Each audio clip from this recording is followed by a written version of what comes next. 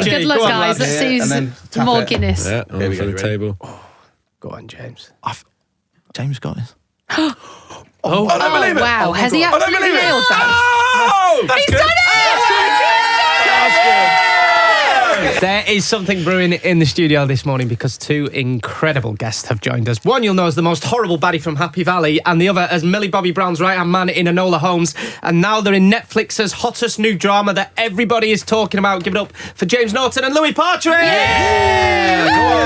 Morning, guys. Talking of brewing, Louis, has anyone got your cup of tea yet? Because we've heard you can't function without one. Wow, they have. Thank you very much. I've just polished it off. So if I need to nip out to the bathroom, that's why. And was it a good brew or an average? It was a lovely brew. I brewed it myself, which is always key. Yeah, it's the best way to do it. It is. You two have actually got a kind of brother vibe, even though when we talk about House of Guinness, you're actually not playing brothers. You're rivals, you two. Yeah. Obviously, our listeners are obsessed. We've all been talking about it in the lead up. Everyone's binge watched it over the weekend. For those who haven't seen it, I was trying to describe it as like The Crown meets Peaky Blinders meets Succession. Fair analysis? The Crown with beer. The Crown with beer. Nice. Subsession is another one. Yeah. Very good. Sam, why didn't we think of that? I know. That's better than what I said. Yeah, another someone. Was it Guinness tea? There's The been a few. Guinness tea.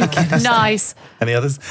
Jordan's I'm There not was going to get phony much. something. I can't remember the second half, which is crucial. But You're right. That basically everyone loves a big dynasty show, and this is about a guy dies in the 1860s who runs the Guinness empire, the father Benjamin Guinness, and it leaves this power vacuum. And there are these four young kids, Louis being the second son, and then there are three others, and they basically take over this massive brand. A couple of them are willing, a couple aren't, and it sort of creates mayhem. Hey, I tell you what, when I was watching it, I'm going to have to ask, because obviously Stephen Knight, who created Peaky Blinders, is involved in this as well. Did you use the same set? Surely he's recycled some of those streets. No. No? I mean, that was a shot. Peaky was shot. Actually, I don't know. Where was Peaky filmed? Maybe it was Liverpool. Well, it was all over. I think there was bits in Birmingham. Maybe and it bits was. in, Basically, they did. I know the producers did intend to shoot some of this in Dublin, but unfortunately, Dublin of the 1860s does not look like Dublin now. And so, actually, what they found was the more historically accurate version of this show was to shoot it in Liverpool and Manchester, where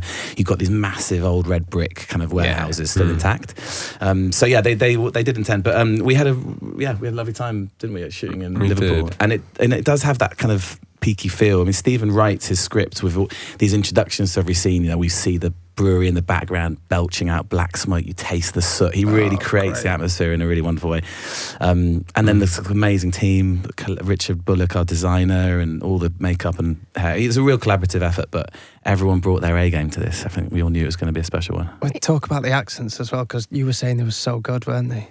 Oh, yeah, because that Dublin accent's hard to get right, isn't it? Yeah. Was there a lot of pressure? There was a bit. It's a almost all Irish cast. Apart from us two. Oh, and no! Emily. Almost and Emily, yeah. Did you have a word that got you back into the accent? Because a lot of actors do. I always remember from The Crown, who was it that told us? Oh, yes, you did. Was it Claire Foy? Claire Foy said she used to go, eyes. Yes.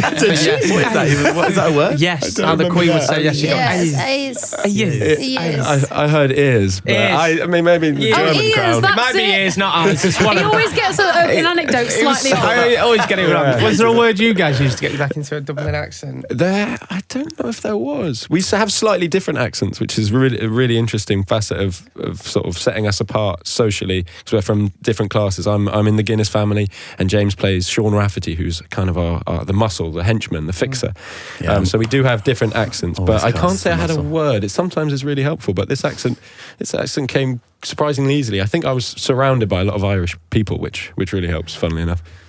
Yeah, mine was thicker. It was quite scary because I was probably the most Irish of all of them, and not being Irish. We had an amazing dialect coach who helped. But yeah, in terms of it's often the early scenes you work really, really hard early on because you're anchoring the accent down, and then once it's set, once it's in the can, you're stuck. I had a great line early on, which was "Shut your mouth or lose the use of it." Which I would. Oh, that was gold. That's been Tingly. Everyone in the studio there. Do that again, James. perked everyone up. Was it? Everyone be quiet. Let's do this for everyone listening at home as well. Shut your mouth or lose the use of it. Oh, it's good, isn't it? Good morning, everyone. I think we need to get another song on now after that. We'll carry on flustered. speaking to our wonderful guest next. Right then, joining the chat this morning is two lads from the show House of Guinness on Netflix that everybody is talking about. It's James Norton and Louis Partridge. Yay! You know, for getting into character for this, did you guys ever get a bit method and drink some Guinness at times? I did actually. When I found out I got the part, I went to the Guinness Storehouse, which is essentially a massive shrine to Guinness, and it's a museum with 5 floors, and at the top you can enjoy a pint of Guinness, and if you pay a little bit extra, you can get your face somehow printed onto the top of a pint. So I got my face printed onto it, and I remember drinking it and feeling quite Daniel Day-Lewis as I sort of swallowed myself, which I'm sure did something.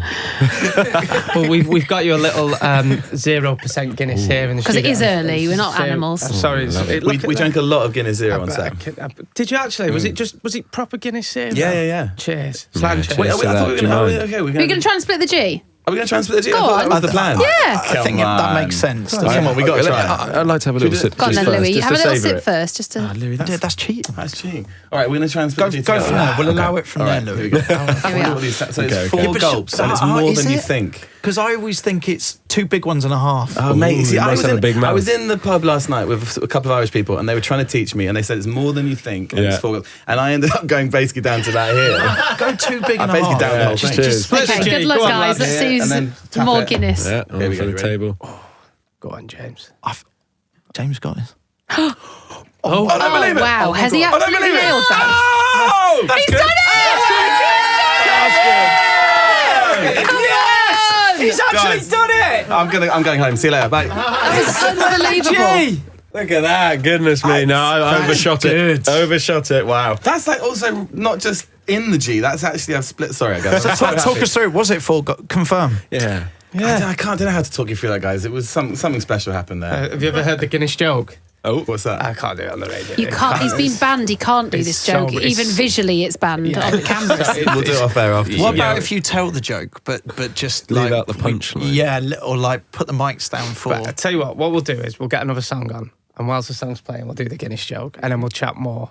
And all we'll do is just get their reaction. Okay. You've got to finish it by the end of the song, so we get the reaction. Right, let's get another song okay? on, and we will carry on speaking to our wonderful guests from House of Guinness that you need to watch on Netflix, James Norton and Louis Partridge.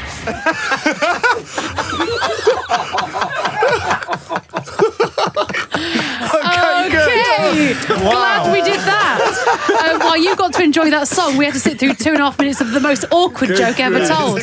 Are you two okay? Where's the Guinness coming? Will you tell that on the next series, maybe? The creamy top. It's not very PC. It's not very PC. Yeah. It's good. Yeah. We always say to our listeners, if they ever spot him in the wild, they can buy him a Guinness and get the joke. Yeah. It's Capital Breakfast. If you just joined us, I have just told the Guinness joke to 2 guys that are in the new Netflix series House of Guinness. It's James Norton and Louis Partridge. Yay! Let's move swiftly on, shall we, from that? Well, yeah, do you know what was quite funny? And Louis, tell me if I'm wrong about this. Because you've had to play quite a few roles based in sort of, the olden days, you have to keep your skin very pale. Am I right in thinking you had to go on holiday? You're right. Yeah, when like factor 75 or something. Factor 75. Yeah, well, yeah, that's impressive. I did. I was on holiday for 3.5 weeks. I went to Mexico. I had a big old chunk of filming free, and I thought, where better to spend it than with my mates in Mexico? And I was given the highest strength they could find. Neutrogena. It was, and it was 75 SPF, and I was coating myself in it every day. And I came back and they didn't say a word. They didn't know I'd been away. That's so good. Well But behaved of you. also on holiday, did you feel a bit ridiculous? I did. I had one of those. You see those people? I think there's a photo of Mark Zuckerberg with a white nose when he's surfing, and I felt a bit like him. Oh, but for the art, for the craft. Yeah, this exactly, is it. You see, for the craft. Looks the part. I'm not that well behaved when I go on holiday. No, because there's this stuff which can like make you paler. So I just hope they just you just rely on the old makeup department. Yeah. What ask for forgiveness, not permission. Exactly. What a strange stress of the job that is. Yeah. By having to go on holiday and not tan. Yeah, I had another one on the first Enola Holmes film. I went to Reading Festival because I was 16, and that's the rite of passage. You go to Reading, and I had a similar thing. Well, that's set in like the 1800s, so you couldn't have had a tan. Thing. No, the producer had a very stern word with me about that. And I was well behaved, somewhat. You're right, though. That is a random stress of the job. That could be a whole different text later on in the show. I think we should come back to that. You're not in control of your you know, you can't ever get a haircut. The last time I went to a barber's and that chose a voluntary haircut for like what I wanted is a decade ago at least. Wow. That's mad. Okay. That is actually well interesting because they've got the control of your hair. Yes. Yeah. You think I would walk around with this ridiculous barnet? You look great. Guys, stay there. We've got you for 5 more minutes, and then we're going to have a game of Radio Split the G next. All right, then, it's Capital Breakfast, and we are still joined by Louis Partridge and James Norton. Yay! You've got to check out House of Guinness on Netflix. It's so good. Everyone's talking about it. It dropped on Friday, and the best thing about it is all the episodes have dropped, because you know other streaming services now, they drop stuff, but you have to wait weekly. It's like, why do we bother paying if you've got to wait weekly? Just get them all so we can binge it. Yeah, this is bingeable. Yeah, it is. Shall we play a game of Radio Split the G? Yeah, What let's does that do it. involve? Should we do it? Yeah, Chris Stark, would you care to explain, please, my friend? All right, let me explain it. So, in Splitting the G, we thought that we'd do a few quick-fire questions, all based on topics beginning with the letter G. You're both going to answer each one, so you'll be splitting the G. Do you see what I mean? See what we've done there? Go with it. We thought of the title first. Let's go with it. So, G is for guilty pleasure. This is the first one. So, what's the one thing you get embarrassed to admit you love, but you can't deny it any longer? I like crocheting and sewing and little bits of haberdashery. I was actually sewing my trousers on the way here in the car. I love that. And I love the Makes me a word bit tighter. haberdashery. Yeah. Great. Okay. Guilty pleasure. Wearing Lycra, Louis' crocheted pants. G is for get up, speaking of which. What's the worst outfit or most awkward wardrobe mishap you've ever had on set? Was it quite hard getting into all that kit that you had to wear for House of Guinness? Yeah, Yes. I don't know about you, James. I have a starched collar, a high collar that rubs right up. It's like a corset for your neck. And I was relying a lot on Sudocreme in the evenings because you turn your head and it just rubs. Really? Yeah. It's another hidden peril of the job. Yeah, woe is us as actors. Can you believe it? It's a hard job.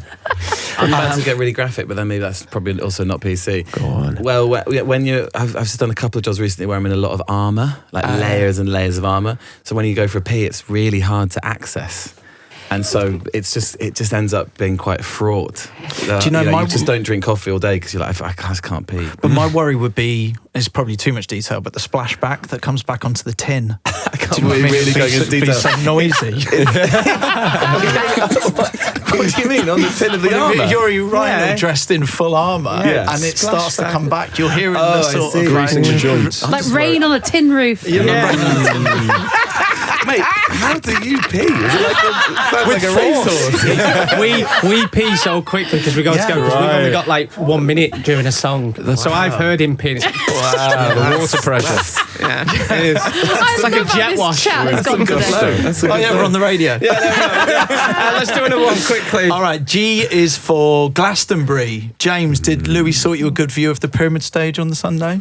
He was there. He was there. He was there, and I went to see Prodigy.